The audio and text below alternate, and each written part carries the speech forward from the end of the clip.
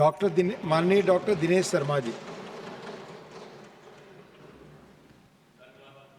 पति महोदय, आपने मुझे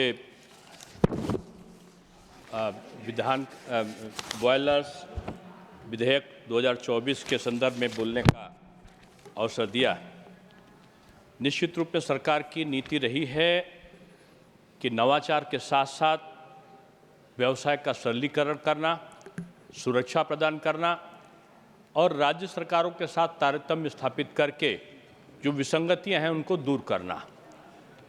उपरोक्त विधेयक के अंतर्गत हम ये कह सकते हैं कि इस विधेयक का उद्देश्य है भारत में स्टीम बायलर्स के विनियमन में सुधार करना।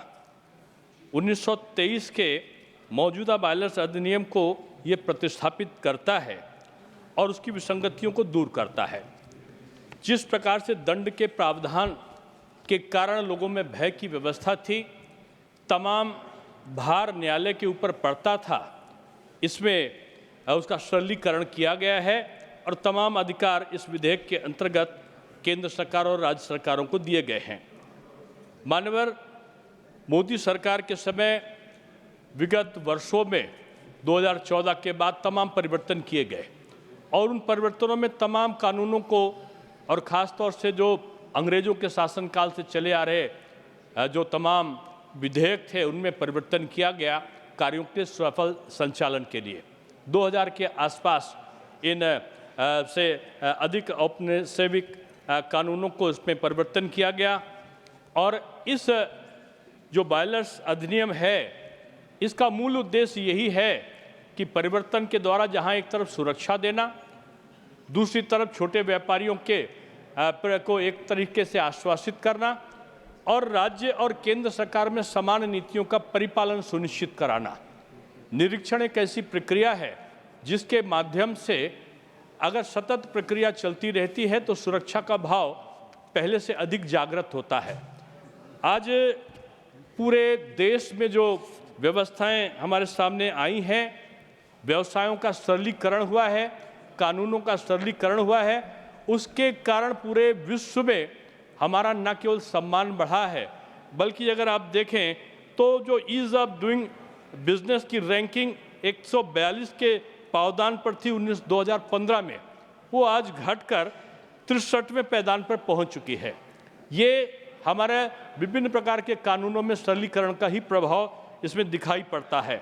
हमारा निवेश बढ़ा है, हमारा घरेलू उत्पादन बढ़ा है, स्वावलंबिता को प्रोत्साहन मिला है और छोटी छोटी चीज़ों पर भी सरकार ने विभिन्न प्रकार से एक व्यापार की सुगमता के लिए, उनमें सुधार करने के लिए, उनके नियामक बोझ को कम करने के लिए और उद्योगों को विकास को बढ़ावा देने के लिए इस प्रकार के कानूनों में संशोधन किया है।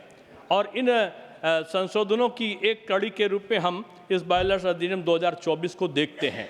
इसमें जो है बोर्ड बनाने का जो केंद्रीय बायलर्स बोर्ड बनाने की स्थापना का अधिकार दिया गया है, इससे निश्चित रूप में इसमें उप समिति और समितियों के गठन का अधिकार प्राप्त होगा, जिससे तमाम चीज़ों का जो सरलीकरण है, निर्णय की अवस्था कम होगी।